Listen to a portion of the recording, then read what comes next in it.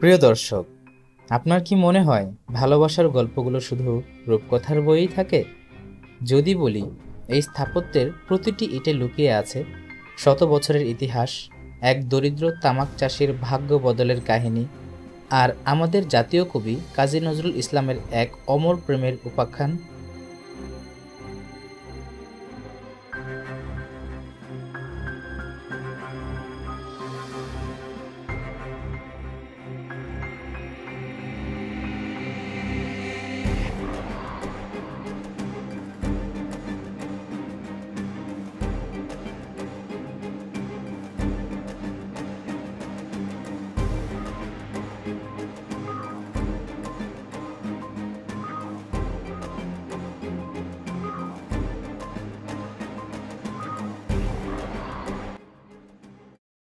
তো সুপ্রিয় দর্শক, আশা করছি সবাই ভালো আছেন। আজকে আপনাদেরকে আমি কোথায় নিয়ে এসেছি, এই তো আমার পিছনেই দেখতে পারতেছেন।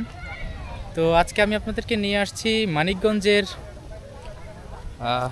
শিবালয় থানা বা শিবালয় উপজেলার যে তেওতা জমিদার বাড়ি আছে, তো সেখানে আজকে আপনাদেরকে নিয়ে আসছি। তো এর ঐতিহ্য ইতিহাস সম্পর্কে আজকে আপনাদেরকে আমি কিছুটা ধারণা দেওয়ার চেষ্টা করব। পাশাপাশি এখানে যতগুলো স্থাপনা আছে তো সবগুলাই আমি আপনাকে দেখানোর চেষ্টা করব। আর এগুলো কতদিন আগের দেখলেই আপনারা বুঝতে পারবেন, ঠিক কতটুকু পুরনো দেখলেই বোঝা যায়। 300 বছরের পুরনো মানিকগঞ্জের তেওতা জমিদার বাড়ি। আজ আমরা ড্রোন শটে দেখব এর বিশালতা, আর পায়ে হেঁটে দেখাবো এর প্রতিটি রহস্যময় কোণা। কেন এটি পরিত্যক্ত হলো, এর আলিন্দে আজও কারা বসবাস করে, আর নজরুলের সাথে এর কী সম্পর্ক। চলুন শুরু করা যাক ইতিহাসের পথে আমাদের আজকের এই যাত্রা। শিবালয় উপজেলার তেওতা গ্রামে অবস্থিত এই প্রাসাদটি শুধু একটি বাড়ি নয়, এটি মুঘল এবং ইউরোপীয় স্থাপত্যশৈলীর এক চমৎকার মিশ্রণ। কিন্তু এর প্রতিষ্ঠাতা কে ছিলেন, কে জানেন? এই বিশাল সাম্রাজ্যের শুরুটা হয়েছিল খুব সাদামাটাভাবে। সপ্তদশ শতকে পঞ্চানন সেন নামে একজন ব্যক্তি তামাক উৎপাদন ও ব্যবসা করে বিপুল ধন সম্পত্তির মালিক হন। হ্যাঁ, একজন তামাক ব্যবসায়ী এই জমিদার বাড়ির গোড়াপত্তন করেন। পরবর্তীতে জয়শঙ্কর ও হেমশঙ্কর নামে দুজন ব্যক্তি এই জমিদারিটি প্রতিষ্ঠা করেন। তাই বাড়িটিও দুটি ভাগে বিভক্ত। উত্তর দিকে হেমশঙ্কর অ্যাসেস্ট এবং দক্ষিণ দিকে জয়শঙ্কর অ্যাসেস্ট। বিশাল বাড়িটি 7.38 একর জায়গা জুড়ে দাঁড়িয়ে থাকা এই প্রাসাদের ছিল মোট 55টি ঘর। এবার আসি সবচেয়ে আকর্ষণীয় অংশে। এই জমিদার বাড়ির নাম বললেই সবার মনে আসে আমাদের জাতীয় কবি কাজী নজরুল ইসলাম এবং তার প্রিয়তমা স্ত্রী প্রমীলা দেবীর কথা। তেওতা গ্রাম ছিল প্রমীলা দেবীর জন্মস্থান। কবির বন্ধু ছিল প্রমীলা দেবীর এক আত্মীয়। সেই সুবাদে ছন্নছাড়া নজরুল বারবার এসেছেন এই গ্রামে। জমিদার বাড়ির পাশেই ছিল প্রমীলা দেবীর বাড়ি, আর এখানেই তেওতার শান্ত পরিবেশে প্রমীলার রূপে মুগ্ধ হয়ে কবি লিখেছেন কালজয়ী পংক্তি: তুমি সুন্দর, তাই চেয়ে থাকি প্রিয়, সে কি মোর অপরাধ।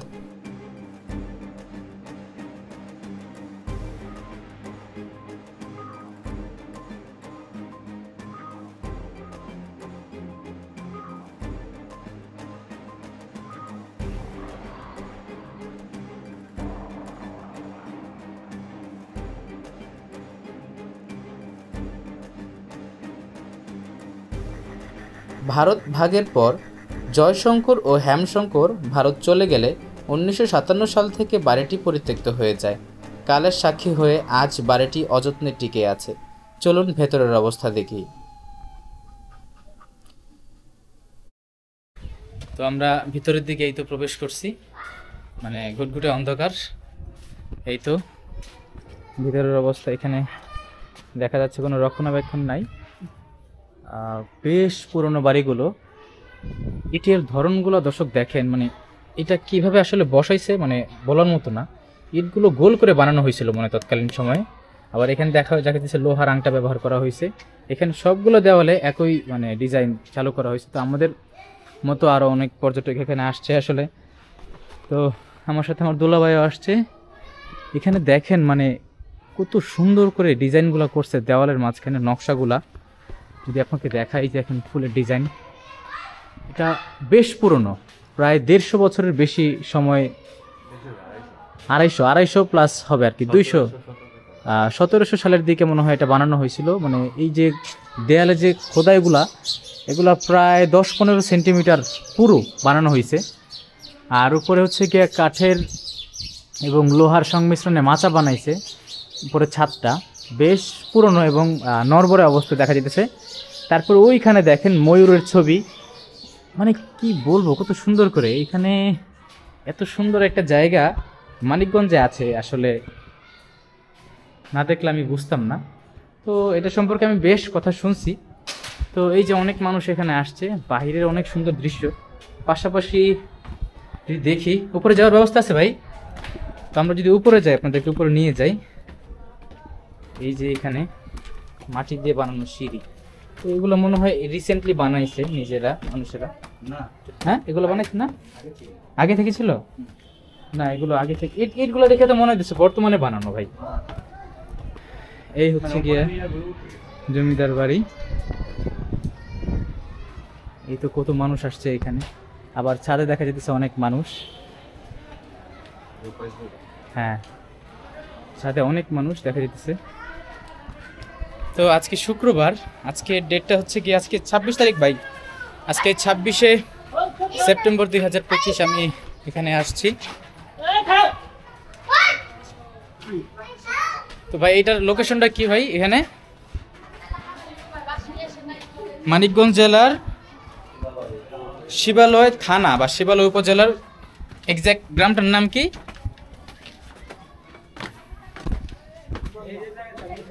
আমরা ছাদে চলে আসছি। এক্সাক্ট গ্রামটার নাম কি? তেওতা জমিদার বাড়ি। তো এই হচ্ছে কি এই ছাদ। আসলে বাড়ির অনেকগুলো অংশ নিয়ে এখানে তৈরি করা হয়েছে। হচ্ছে গিয়ে লাভ এঁকে রাখছে একজন। তো এই হচ্ছে কি মানে ধ্বংসাবশেষ। ওটা মনে হয় মন্দির হিসেবে ব্যবহার করছে না? মন্দির হিসেবে মনে ব্যবহার করছে। বিশাল বড় একটা এরিয়া নিয়ে। এটা কিন্তু দর্শক একটা বিল্ডিং না, এখন খোলার ব্যবস্থা করছে না। তো আমাদের মতো আরো অনেকে আসছে। আমি বছরখানে আগে আসছিলাম, তখন বন্ধ ছিল। ওইটা খুলে দিছে। তো দেখা যেতেছে মাঝখান দিয়ে এই যে লোহার যে ইয়াগুলো আছে, এগুলো এখানে ব্যবহার করা হয়েছে যেন শক্ত হয়। হ্যাঁ, এই পুরাটা ছিল না, চলাচলের ব্যবস্থা মনে হচ্ছিল এরকম কিছু একটা হইতে পারে। আবার এই দিক দিয়ে ছিল। হ্যাঁ হ্যাঁ, এখানে দেখা যেতেছে। তো আমাদের মতো অনেক মানুষ আসছে। পাশে কিন্তু দর্শক মেঘনা নদী না, যমুনা নদী পাশে, ওই দেখ পানি দেখা যেতেছে, ওটা হচ্ছে যমুনা নদীর অংশ। তো আমাদের মতো অনেকেই এখানে ঘুরতে আসছে দেখা যেতেছে। অনেক সুন্দর, বলার মতো না। এই যে কি অসাধারণ একটা দৃশ্য। এই দিকটি ছিল জমিদার বাড়ির অন্দরমহল, যার নাম লালদিঘি ভবন। আর এটি হলো সেই নাট্য মন্দির, যেখানে একসময় দোল ও দুর্গাপূজার রঙিন উৎসব পালিত হতো। বাড়ির দক্ষিণ দিকের ভবনের নিচে রয়েছে এক গুপ্ত কুঠুরি। স্থানীয়দের কাছে এটি অন্ধকূপ নামে পরিচিত। শোনা যায় এখানে নাকি নিষ্ঠুরভাবে বন্দীদের শাস্তি দেওয়া হতো। এক গভীর রহস্যের গন্ধ আজও যেন এখানে লুকিয়ে আছে।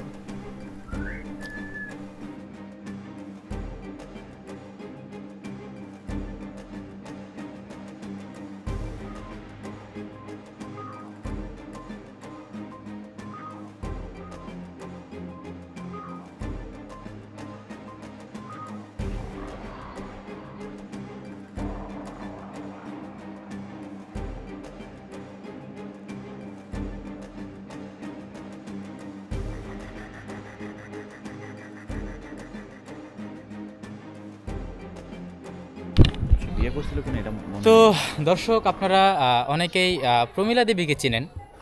প্রমীলা দেবী কে আসলে? প্রমীলা দেবী হচ্ছে গিয়ে কাজী নজরুল ইসলামের প্রেমিকা ছিল এবং সহধর্মিণী, তাই না? তো কাজী নজরুল ইসলাম প্রমীলা দেবীকে নিয়ে আসলে কবিতা লিখেছিলেন। তো এই হচ্ছে গিয়া প্রমীলা দেবীর মানে বাবার বাড়ি। আর যদি আমরা এক কথায় বলি তাহলে কাজী নজরুল ইসলামের শ্বশুর বাড়ি। তো আপনাদেরকে যে ভিডিওগুলো দেখাইলাম, মানে এই বাড়িগুলো অনেক আগের, আসলে নির্ধারিতভাবে বলা যাচ্ছে না ঠিক কবের, তবে দেখলে বোঝা যায় অনেক টেকসই ছিল এবং যথেষ্ট ভালো ছিল। তো পাশাপাশি এখানে অনেক ঘর ছিল, মানে বিভিন্ন বিভিন্ন সেক্টরে। তো আসলে রক্ষণাবেক্ষণের যারা কাজে দায়িত্ব ছিল তারা মনে হয় না এটা মানে সম্পূর্ণভাবে রক্ষণাবেক্ষণ করছে। তো মানে অসাধারণ এক কথায়, মানে বর্ণনা করার মতো না। হ্যাঁ, তো আমি জানি কম, তাই সম্পূর্ণভাবে আপনাদেরকে বোঝাইতে পারতেছি না। তো এখানে যদি দেখাই আপনাকে, এই একটা জায়গা মনে খুব ওনারা সংরক্ষণ করছে, এই যে কত সুন্দর একটা জায়গা। তো এটা কিভাবে আসলে ঢুকবো বা ঢোকার কোনো ব্যবস্থা আছে কিনা, নাই, হ্যাঁ, বন্ধ করে দেওয়া হয়েছে।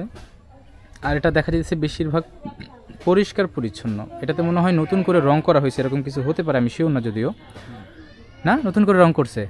আচ্ছা, তো আসলে জমিদার প্রথা যখন চালু ছিল, তো এটা হচ্ছে গিয়ে তাদের মধ্যে সবচেয়ে বড় একটা উদাহরণ ছিল যে এত সুন্দর জমিদার বাড়ি। আসলে এটা দর্শক ওই সকল জমিদার না যারা দুপুর 12টা থেকে ঘুম থেকে ওঠে। এটা হচ্ছে গিয়ে প্রকৃতপক্ষে যারা অর্থের দিক দিয়ে এবং হচ্ছে গিয়া সামর্থ্যের দিক দিয়ে অনেক এগিয়ে ছিল, তারাই হচ্ছে গিয়ে জমিদারি। যাই হোক, কালের ক্রমে জমিদারি প্রথা বিলুপ্ত হয়ে গেছে বিভিন্ন কারণে। তো এই হচ্ছে কি উদাহরণগুলো রয়ে গেছে জমিদার বাড়ির। তো আপনাদেরকে আরও কিছু নিদর্শন দেখাই চলেন। দর্শক, মানে ঘুরতে ঘুরতে আরেকটা জিনিস দেখাইলাম, আগে কেউ দেখাইছে কিনা জানি না। এই যে ছিদ্রটা দেখতে পাইতেছেন, এটা হচ্ছে গিয়ে পানি এবং হচ্ছে গিয়ে ময়লা পানি জাতীয় যা যা আছে এখান দিয়ে আসলে মানে আসতো। আগে তো পাইপের জামানা ছিল না, শুধু এখানে একটা না, আর অনেকগুলো আছে। এই যে এখানে একটা আছে, তারপর ওইখানে একটা আছে, আবার এখানে একটা আছে, মানে বিল্ডিংয়ের বিভিন্ন সাইডে এরকম অংশ আছে। তো দেখা যাইতেছে বিল্ডিংগুলো এতই পুরনো যে বিল্ডিংগুলোর উপরে আসলে বটগাছ হয়ে গেছে। তো বিল্ডিংয়ের আশেপাশে মানুষ ঘর বানায় তুলতেছে সাধারণত। অন্যান্য হচ্ছে গিয়া এরকম নিদর্শনগুলোতে মানুষ আশেপাশে ঘর বানানোর সুযোগ পায় না, যেমন লালবাগ কেল্লায়, কিন্তু এখানে মানুষ ঘর বানায় এই যে থাকা শুরু করছে। জানি না তারা কারা আসলে, বা কোনো একটা কারণে হয়তো তারা আছে, সমস্যা নাই। তো কালের ক্রমে এই জমিদার বাড়িও আর মনে হয় না বেশি দিন থাকবে। তো জমিদার বাড়ির নিদর্শনগুলোর মধ্যে এটা হচ্ছে কি একটা অন্যতম। এই যে এইটা কত সুন্দর একটা গেট দেখতে পাইতেছেন, এটা হচ্ছে কি পিলখানা, অর্থাৎ জেলখানা, সরি দুঃখিত, জেলখানা। তো এখানে হচ্ছে কি সাধারণত সাজা দেওয়ার জন্য যাদেরকে রাখা হইতো। তো জেলখানার ধরনটা মানে কতটা মারাত্মক আপনাদের যদি দেখাই, না হলে বুঝবেন না। এই দেখেন, তো এই হচ্ছে গিয়া লেয়ার ছিল কি মোটা মোটা, মানে এগুলো হচ্ছে কি একজন সাধারণ মানুষ জীবনও ভাঙতে পারবে না।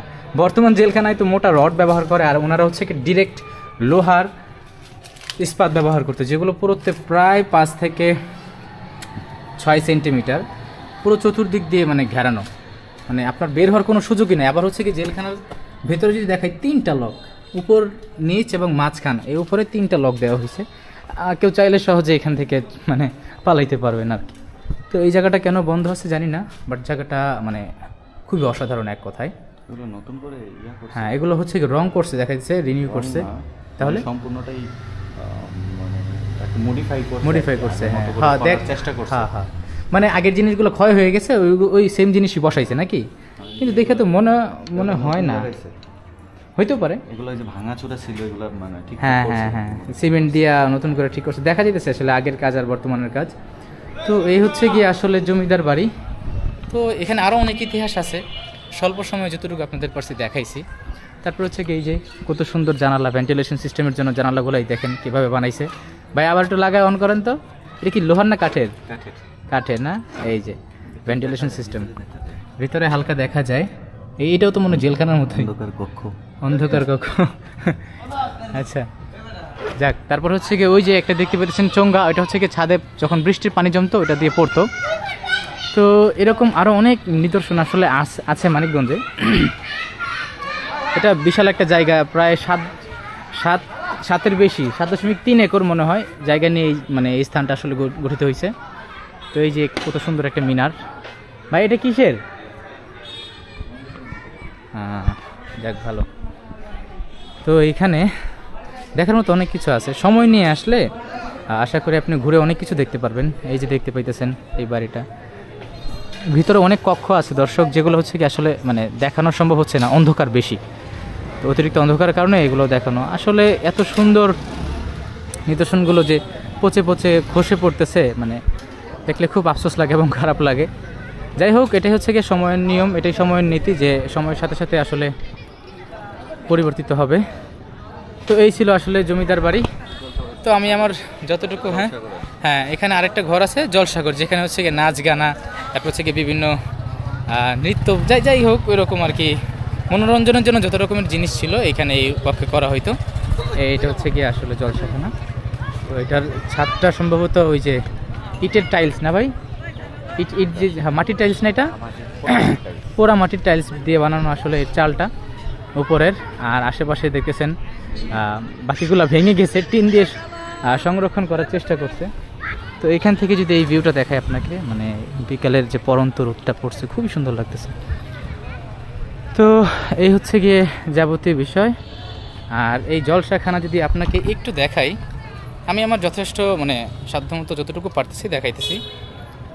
তো এই হচ্ছে গিয়ে জলসাখানা। এখানে একজন আছে দেখা যাচ্ছে, বাধা অবস্থায় আছে। এই যে এই লোহার ইস্পাত এগুলো ব্যবহার কইরা এটা বানানো হয়েছে। তো অন্ধকারের মধ্যে কেমন দেখা যাচ্ছে আমি জানি না। তো এটাই হচ্ছে গিয়ে সেই জলসাখানা। দর্শক কীভাবে বানাইছে দেখছেন, জমিদার নামে নয়, কামে জমিদার। তো এই হচ্ছে গিয়ে সম্পূর্ণ অংশ। তো এই দর্শক আজকে এতটুকুই আপনাদের জন্য। তো ভালো লাগলে অবশ্যই জানাবেন কেমন হয়েছে। সবাই ভিডিওটা দেখবেন এবং যারা নতুন একটা সাবস্ক্রাইব করে দিবেন। পিছনে আমার ভাই আছে, সবাই আমাদের জন্য দোয়া করবেন। পরবর্তী কোনো একটা কাহিনী বা কোনো একটা স্টোরি আপনাদেরকে বলবো। ততক্ষণ পর্যন্ত ভালো থাকবেন, সুস্থ থাকবেন, দোয়া রাখবেন। আজকের ভিডিওর সবচেয়ে আকর্ষণীয় এবং মূল ফটোকে যেটা আসলে সবাই দেখায়, তো সেটা হলো প্রমীলা দেবীর ছবি, অর্থাৎ কাজী নজরুল ইসলামের স্ত্রী। এই যে how gorgeous she is, just look at her guys, just look at her. ওনার আসলে ডাকনাম হচ্ছে প্রমীলা দেবী, কিন্তু প্রকৃতপক্ষে ওনার নাম আশালতা সেনগুপ্ত। কি সুন্দর চেহারা দেখা যাচ্ছে। আর ঠিক তার পাশেই, এই তো তার পাশেই দেখা যাচ্ছে তাদের ওনার শ্বশুরবাড়ি, ওনার বাপের বাড়ি। যাই হোক, এখানে হচ্ছে কি অ্যাড্রেসটা দেওয়া আছে, মুরল বাস্তবায়নে, জেলা পরিষদ, মানিকগঞ্জ। তো দুজনের সব কিছু দেওয়া আছে ডিটেলস। আপনারা আসলে বাকিটা নিজেরাই ঘুরে ঘুরে দেখবেন। আমি আমার ভিডিওতে যতটুকু পেরেছি তথ্য আপনাদেরকে দিয়েছি, এই আর কি। তো সবাই ভালো থাকবেন। ভিডিওটি কেমন লেগেছে অবশ্যই জানাবেন। আমার চ্যানেলে নতুন হয়ে থাকলে একটা সাবস্ক্রাইব করে দেবেন। ধন্যবাদ।